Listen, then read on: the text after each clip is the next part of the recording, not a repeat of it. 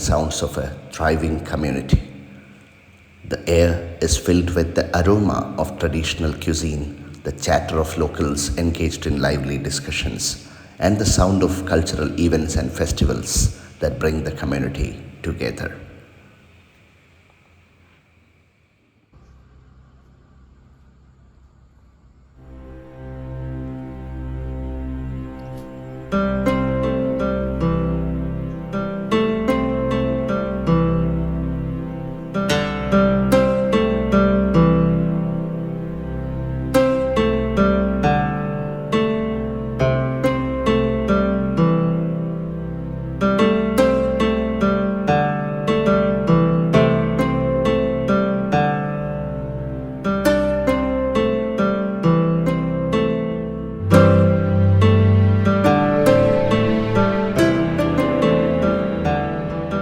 പ്രാദേശികമായി പറഞ്ഞാൽ നമ്മൾ എപ്പോഴും ഓർക്കേണ്ട ഒരു കാര്യമുണ്ട്.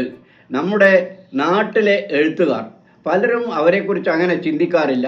പക്ഷേ ഞാൻ നാട്ടിലെ എഴുത്തുകാരെക്കുറിച്ച് പ്രത്യേകം ഓർക്കാറുണ്ട്. പ്രത്യേകിച്ച് കരിവെള്ളൂർ മുരളിയുടെ പ്രസിദ്ധനായ കരിവെള്ളൂർ മുരളി, അദ്ദേഹത്തിൻ്റെ കരിവെള്ളൂർ എന്നുള്ള പുസ്തകം ഞാൻ വളരെ ശ്രദ്ധയോടുകൂടി വായിക്കുകയുണ്ടായി. ആ പുസ്തകം വായിച്ചാൽ കരിവെള്ളൂരിലെ ജനങ്ങൾക്കും പരിസരത്തുള്ളവർക്കും ആ കാലഘട്ടത്തിൻ്റെ ഓർമ്മ പ്രത്യേകം മനസ്സിൽ ഊന്നി വരും. മാത്രമല്ല, കരിവെള്ളൂർ എൻ്റെ ചുവന്ന മണ്ണ് എന്ന കവിത വളരെ ആവേശമായിട്ടുള്ള കവിതയാണ്. അദ്ദേഹത്തിൻ്റെ സഹോദരൻ ജയദേവൻ ആ കവിത വായിച്ച് പല സ്ഥലത്തും ഞാൻ കേട്ടിട്ടുണ്ട്. എനിക്ക് എന്തെന്നല്ലാത്തൊരു ആവേശമായിരുന്നു. അത്ര നല്ല കവിതയായിരുന്നു. അദ്ദേഹത്തിൻ്റെ ഗ്രന്ഥങ്ങളെല്ലാം തന്നെ നല്ല ഗ്രന്ഥങ്ങളാണ്. Sri M.V. Karunakaran, my beloved father, was honored with the State Award for Best Teacher by the Chief Minister of Kerala in 1989. പ്രാദേശികമായി കരിവെള്ളൂർ മുരളിക്ക് പുറമെ പയ്യന്നൂരിലുള്ള ആളുകളുണ്ട്. CV ബാലകൃഷ്ണൻ, പയ്യന്നൂർ കുഞ്ഞിരാമ മാസ്റ്റർ, കരിവെള്ളൂരിൽ തന്നെ Haridasan Karivellur, Prakashan Karivellur, AK Ramakrishnan master, AN Kodakkad, KVR Kodakkad, ഇങ്ങനെ ചിലരെ ഞാൻ വിട്ടുപോയിട്ടുണ്ടാവും. പക്ഷേ ഇങ്ങനെ നിരവധി പേരുടെ പുസ്തകങ്ങൾ ഞാൻ വായിക്കാറുണ്ട്. അതിലൊരു കഥ ഞാൻ പ്രത്യേകം വായിച്ചു. കരിവെള്ളൂർ നാരായണൻ എന്ന പേരുള്ള ഒരാൾ, അയാളെ എനിക്ക് പരിചയമില്ല. പക്ഷേ അദ്ദേഹത്തിൻ്റെ തണൽമരം എന്ന പുസ്തകം ഞാൻ വായിച്ചു.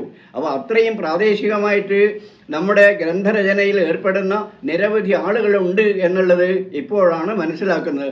അവരെക്കുറിച്ച് വേണ്ടത്ര മറ്റുള്ളവർക്ക് ധാരണയുണ്ടോ എന്ന് എനിക്ക് സംശയമാണ്. His secret to aging gracefully lies in his strict routine, disciplined lifestyle, and wholesome diet.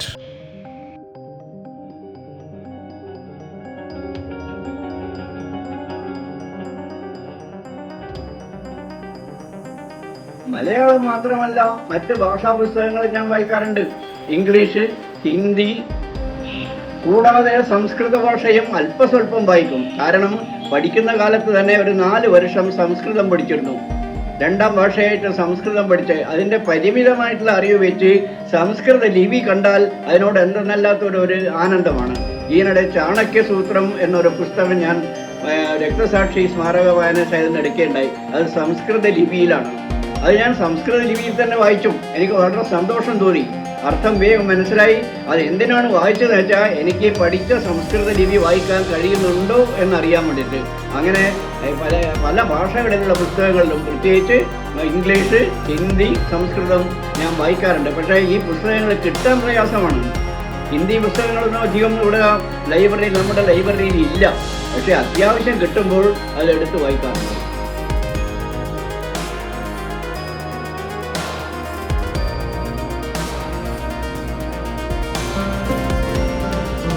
വീട്ടിൽ വർത്തമാന പത്രങ്ങൾ വരുന്നുണ്ട്. മാതൃഭൂമി, ദേശാഭിമാനി വരാറുണ്ട്. ഏതാണ്ട് ഒരു ദിവസം ഒരു 4-5 പത്രങ്ങൾ, വർത്തമാന പത്രങ്ങൾ ഞാൻ നോക്കാറുണ്ട്. ദേശാഭിമാനിയും മാതൃഭൂമിയും വീട്ടിൽ വരുന്ന പത്രങ്ങളാണ്.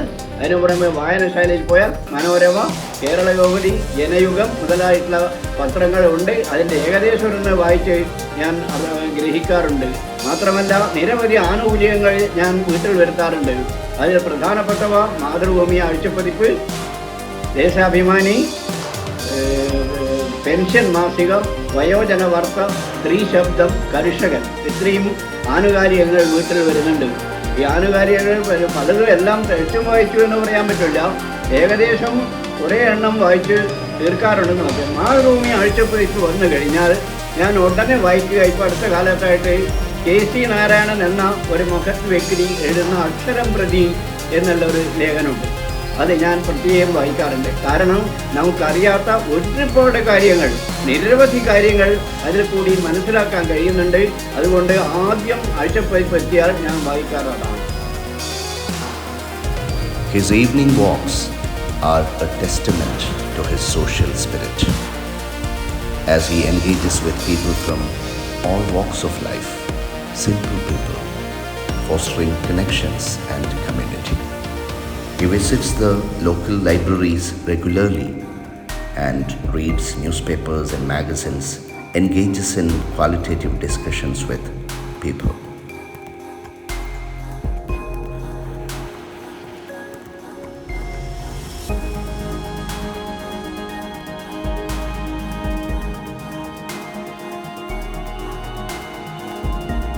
പലരും എന്നോട് ചോദിക്കാറുണ്ട്, നിങ്ങൾ ധാരാളം പുസ്തകം വായിക്കുന്ന ഒരാളാണല്ലോ, എന്തുകൊണ്ട് എഴുതുന്നില്ല? അതിനെനിക്ക് വ്യക്തമായിട്ടുള്ള മറുപടിയുണ്ട്. വായനയും എഴുത്തും ഒന്നല്ല, രണ്ടാണ്. വായിക്കുന്ന ഒരാൾ എഴുതിക്കൊള്ളണമെന്നില്ല, വായിക്കുന്ന ആൾ എഴുതി കൂടായികയൊന്നുമില്ല. ഇതെല്ലാം നമ്മുടെ ഇതാണ്. പക്ഷേ വായിക്കുമ്പോൾ അത് നമ്മൾ സ്വന്തം അറിയുന്നു, നമ്മുടെ മനസ്സിൽ മാത്രം സൂക്ഷിക്കുന്നു. പക്ഷേ എഴുതുമ്പോൾ അത് നിരവധി പേര് വായിക്കുമ്പോൾ അതിൻ്റെ വിമർശനം വരാം, തെറ്റുകുറ്റങ്ങൾ വരാം, എല്ലാം വരാം. മാത്രമല്ല എഴുത്തിനുള്ള കഴിവും വേണ്ടത്ര ഉണ്ടെന്ന് എനിക്ക് തോന്നുന്നില്ല. അന്ധവിശ്വാസങ്ങളും അനാചാരങ്ങളും കൊടികുത്തി വാഴുന്ന ഒരു സ്ഥലമായിരുന്നു കേരളം. അതാണ് വിവേകാനന്ദൻ ഒരിക്കൽ പറഞ്ഞിട്ടുള്ളത്, കേരളം ഭ്രാന്താലയമാണെന്ന്. അത് വളരെ ശരിയായിരുന്നു. പിന്നീട് ഇതിന് മാറ്റം വന്നത് നാട്ടിൽ നേതാക്കന്മാരുടെ പ്രയത്ന ഫലമായിട്ട് നിരവധി വായനശാലകളും ഗ്രന്ഥശാലകളും രൂപമെടുക്കുകയുണ്ടായി. ആ ഗ്രന്ഥശാലകളും അതും വന്നതോടുകൂടി ആളുകൾ വായിക്കാൻ തുടങ്ങി. ഒരു പ്രത്യേക അനുഭൂതി എനിക്കുണ്ടായിരുന്നു. ഞാൻ കരിവള്ളൂരിലെ ബീഡി കമ്പനിയുടെ മുമ്പിലേക്ക് കൂടി പോകുമ്പോൾ ഒരു കാലത്ത് അവിടെ നിന്ന് വളരെ ഒച്ചത്തിലുള്ള വായന കേൾക്കാൻ കഴിയും. ഞാൻ അവിടെ നിന്ന് കേൾക്കാറുണ്ട്, അതിൻ്റെ മുറ്റത്ത് നിന്ന് കേൾക്കാറുണ്ട്. പ്രത്യേകിച്ച് നമ്മുടെ EP കരുണാകരൻ്റെ അച്ഛൻ ചെമ്മരനൊക്കെ ഉള്ള കാലമാണത്. ആ ബീഡി കമ്പനിയിൽ നിന്നുള്ള വായന ആകർഷണീയമായിരുന്നു എന്ന് പറയാതിരിക്കാൻ പറ്റില്ല. അങ്ങനെ നാട്ടിൻപുറത്ത് നിരവധി വായനശാലകൾ വന്നു, ഗ്രന്ഥശാലകൾ വന്നു, ആളുകൾ വായിക്കാൻ തുടങ്ങി. വായിക്കാൻ അക്ഷരജ്ഞാനം ഇല്ലാത്തവരെ മറ്റുള്ളവർ വായിച്ച് കേൾപ്പിക്കാൻ തുടങ്ങി. മാത്രമല്ല അനൗപചാരിക വിദ്യാഭ്യാസത്തിൽ കൂടി നിരവധി വിദ്യാഭ്യാസം കിട്ടാത്ത ആളുകൾ പഠിച്ച് മുന്നോട്ട് വന്നു എന്നുള്ള കാര്യവും പ്രത്യേകം എടുത്തു പറയേണ്ടതാണ്. അപ്പോൾ ഈ വായന കൊണ്ടും വായനശാലകൾ കൊണ്ടും ഗ്രന്ഥശാലകൾ കൊണ്ടും കേരളത്തിന് അതിനിർണായകമായിട്ടുള്ള മാറ്റം വന്നു. After their retirement from service as teachers, my beloved parents spent their quality time discussing literature, visiting places, and taking active part in social and cultural activities. My mother has been working as an active member with the Kudumbashree project of the Government of Kerala, which is a poverty eradication and women empowerment program implemented by the Government of Kerala.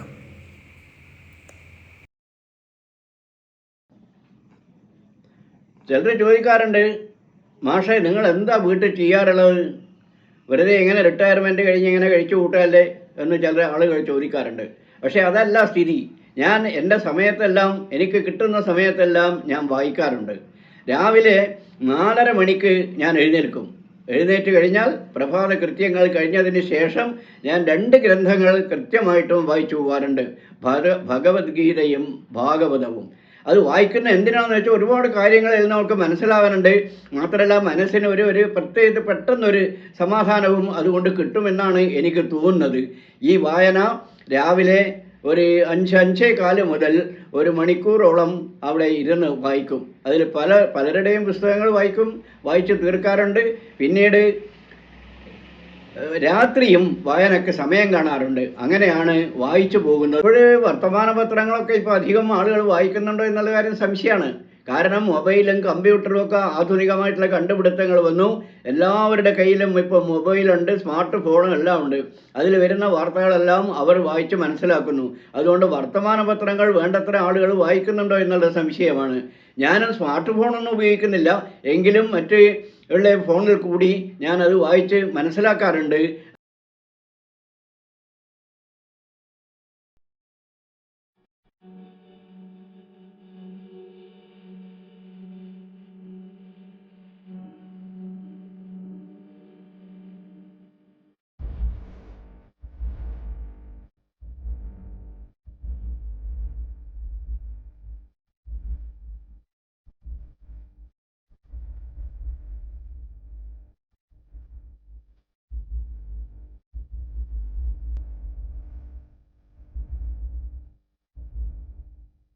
ശാലയുടെയും ഗ്രന്ഥശാലകളുടെയും കഥ പറഞ്ഞാൽ നമ്മുടെ കരിവള്ളൂരിൻ്റെ സ്രഷ്ടാവായ മഹാനായ AVA ഒരിക്കലും മറക്കാൻ സാധ്യമല്ല.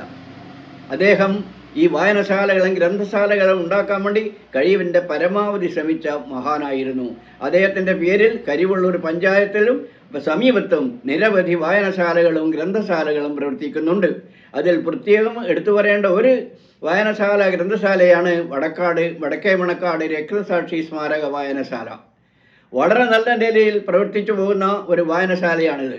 നിരവധി പരിപാടികൾ ഇതിൻ്റെ ആഭിമുഖ്യത്തിൽ നടത്തുന്നു. അവിടെ എന്ത് ചെയ്യുന്നു, ആരാണ് അവിടുത്തെ ഔദ്യോഗിക ഭാരവാഹികൾ എന്നുള്ള അവരുടെ എല്ലാ വ്യക്തമായിട്ടുള്ള ഒരു ഡാറ്റ, ഒരു കൃത്യമായിട്ടുള്ള ഒരു സ്ഥിതി അവിടെ ബോർഡിൽ പ്രദർശിപ്പിച്ചിട്ടുണ്ട്. മാത്രമല്ല മറ്റ് പ്രധാനപ്പെട്ട അറിവുകളും നോട്ടീസ് ബോർഡിൽ പ്രദർശിപ്പിക്കാറുണ്ട് എന്ന് പ്രത്യേകം പറയുന്നു. അതിൻ്റെ പ്രവർത്തകർ നിരവധി പരിപാടികൾ ആസൂത്രണം ചെയ്ത് നടത്തി വരുന്നുണ്ട്. മാത്രമല്ല നല്ല വായനക്കാരെ അവർ പ്രോത്സാഹിപ്പിക്കാൻ വേണ്ടി ശ്രമിക്കുന്നുമുണ്ട്. നിരവധി പുസ്തകങ്ങൾ അവിടെ ഇന്നും സൂക്ഷിച്ചിട്ടുണ്ട്. നമ്മളത് നോക്കാൻ, പക്ഷെ പലരും അവിടെ പോകുന്നുണ്ടോ എന്നുള്ള കാര്യം എനിക്ക് സംശയമാണ്. പലരുടെയും പേരിൽ നൽകിയിട്ടുള്ള അളുമാറകളുണ്ട്. ആ അലമാറകളിലെല്ലാം നിറയെ പുസ്തകങ്ങളാണ്. എല്ലാ തരത്തിലുള്ള പുസ്തകങ്ങളുണ്ട്. എല്ലാ തരത്തിലുള്ള ചരിത്ര പുസ്തകങ്ങളുണ്ട്, രാഷ്ട്രീയ പുസ്തകങ്ങളുണ്ട്, കഥകളുണ്ട്, നോവലുകളുണ്ട്, ഡിറ്റക്റ്റീവ് നോവലുകളുണ്ട് എന്ന് പറയേണ്ട എല്ലാ തരത്തിലുള്ള പുസ്തകങ്ങളും അവിടെ ഉണ്ട്. പക്ഷേ ഹിന്ദി, സംസ്കൃതം പുസ്തകങ്ങൾ കുറവായിരിക്കും. പക്ഷേ ഇങ്ങനെയുള്ള വായനശാല, വടക്കേ മണക്കാട് ഗ്രന്ഥശാലയുടെ പ്രവർത്തകരെ പ്രത്യേകം അഭിനന്ദിക്കേണ്ടത് കൂടിയാണ്. ഇത് മാത്രമല്ല, വടക്കേ വയനാട് മാത്രമല്ല, തെക്കേ വയനാട്ടിലുണ്ട്. വടക്കേ മണക്കാട് മാത്രമല്ല, തെക്കേ മണക്കാടും ഈ വായനശാലയും ഗ്രന്ഥശാലയൊക്കെ ഉണ്ട്. ഇത് നാട്ടിൻ്റെ നട്ടെല്ലാണ്. ജനങ്ങളുടെ വളർച്ചയിൽ സുപ്രധാനമായിട്ടുള്ള ഒരു പങ്ക് വഹിച്ച പ്രസ്ഥാനമായിരുന്നു വായനശാല പ്രസ്ഥാനം.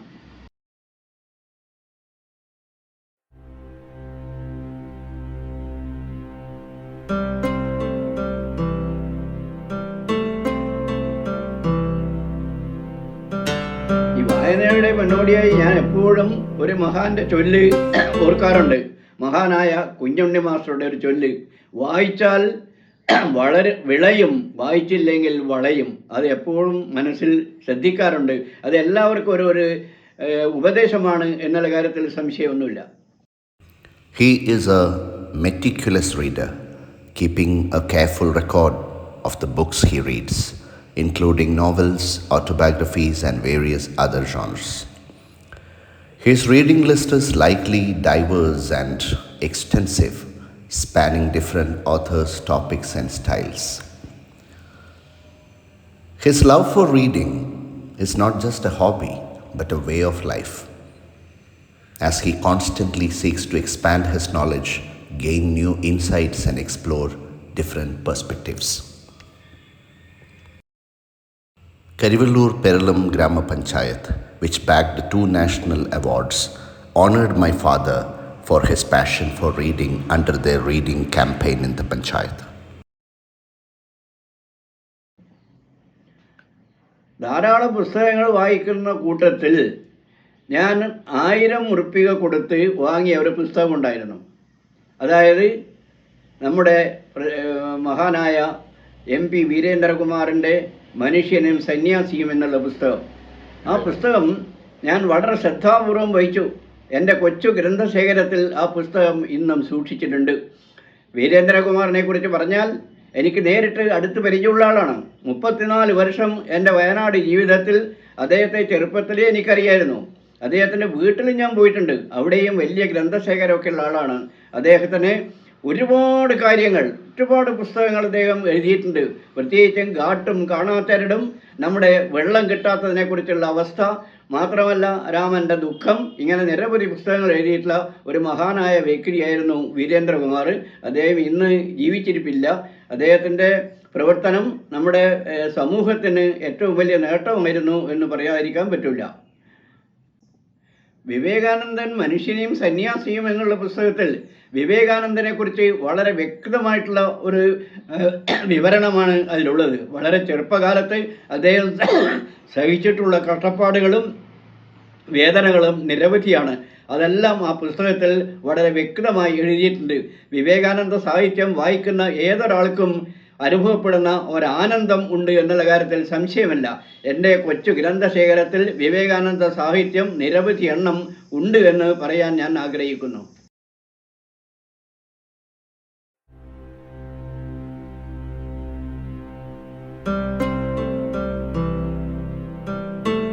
നിരവധി എഴുത്തുകാരുടെ പുസ്തകങ്ങൾ ഞാൻ വായിക്കാറുണ്ട്.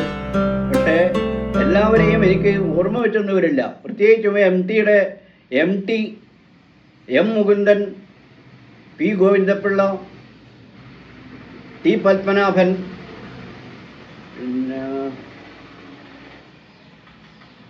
EMS, AKG, ഇവരുടെ എല്ലാം പുസ്തകങ്ങൾ പ്രത്യേകം വായിക്കാറുണ്ട്. മറ്റ് ധാരാളം ആളുകളുടെ പുസ്തകങ്ങൾ വായിക്കാറുണ്ട്. അവരുടെ പേരൊന്നും ഞാൻ പറയാൻ വേണ്ടി ആഗ്രഹിക്കുന്നില്ല. എല്ലാം എൻ്റെ ലിസ്റ്റിൽ എഴുതി വെച്ചിട്ടുണ്ട്.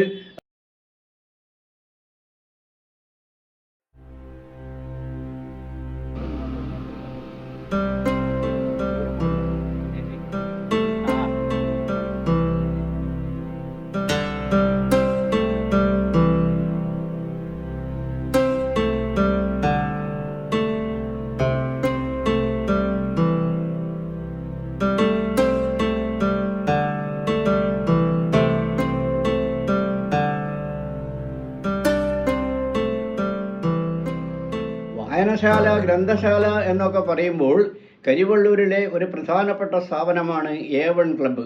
വളരെ കാലം മുമ്പ് തന്നെ കരിവള്ളൂർ ബസാറിൽ ശിവസ്വാമിയുടെ കെട്ടിടത്തിന് മുകളിലാണ് ഇത് ആദ്യമായിട്ട് സ്ഥാപിച്ചിട്ടുള്ളത്. അന്ന് ചെറിയ ഒരു വായനശാല മാത്രമായിരുന്നു. പിന്നീട് അതിൻ്റെ വളർച്ചയിൽ അത് വളരെ ഉന്നത നിലയിലെത്തി. ഇന്ന് നല്ല പ്രശസ്തമായിട്ട് പ്രവർത്തിക്കുന്ന ഒരു ലൈബ്രറി, നിരവധി ആനുകാലികങ്ങളിലൊക്കെ വരുന്ന വായനശാല, നിരവധി ആളുകൾ ഈ ക്ലബ്ബുമായിട്ട് ബന്ധപ്പെടുന്നു. ഇവിടെ സാക്ഷരതയിലും മറ്റു കാര്യങ്ങളിലൊക്കെ A1 ക്ലബ്ബ് സുപ്രധാനമായിട്ടുള്ള പങ്ക് വഹിച്ചിട്ടുണ്ട്. ഏതുപോലെ അനൗപചാരിക വിദ്യാഭ്യാസത്തിൽ കരിവള്ളൂരിൽ കൂക്കാനം റഹിമാം മാഷ് പ്രവർത്തിച്ചതുപോലെ ഈ ക്ലബ്ബും അതിൻ്റെ ഭാരവാഹികളും പ്രത്യേകം ശ്രദ്ധിക്കുന്നുണ്ട് എന്നുള്ള കാര്യത്തിൽ സംശയമില്ല. ഇന്നും A1 ക്ലബിൻ്റെ നിരവധി പുസ്തകങ്ങൾ മൊബൈൽ ആയിട്ട് വീടുകളിൽ കൊടുക്കുന്നുണ്ട്. അവിടുന്ന് 2 ആഴ്ച കൂടുമ്പോൾ പുസ്തകം എൻ്റെ വീട്ടിലും വരുന്നുണ്ട്. നമ്മുടെ ഭാര്യ ടീച്ചർ അവിടെ മെമ്പറാണ്. പുസ്തകങ്ങൾ വരുന്നുണ്ട്.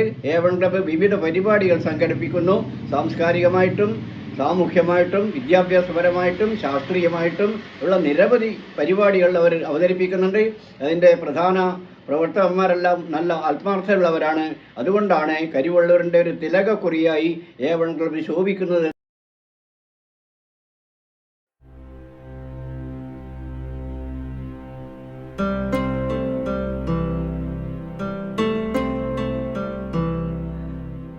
By the way, I forgot to say my name. I am M.V. Karunakaran, retired teacher, retired headmaster from HIM UP School, Kalpetta, Wayanad. I joined there in 1957 and retired in 1991 after 34 years long service. Now I am staying in North Manakad, Karivallur, Sri Lakshmi House. My father was a prominent English teacher, Kadinil Krishnan Nair, late Kadinil Krishnan Nair, and mother Manakad Vittal Lakshmi Amma.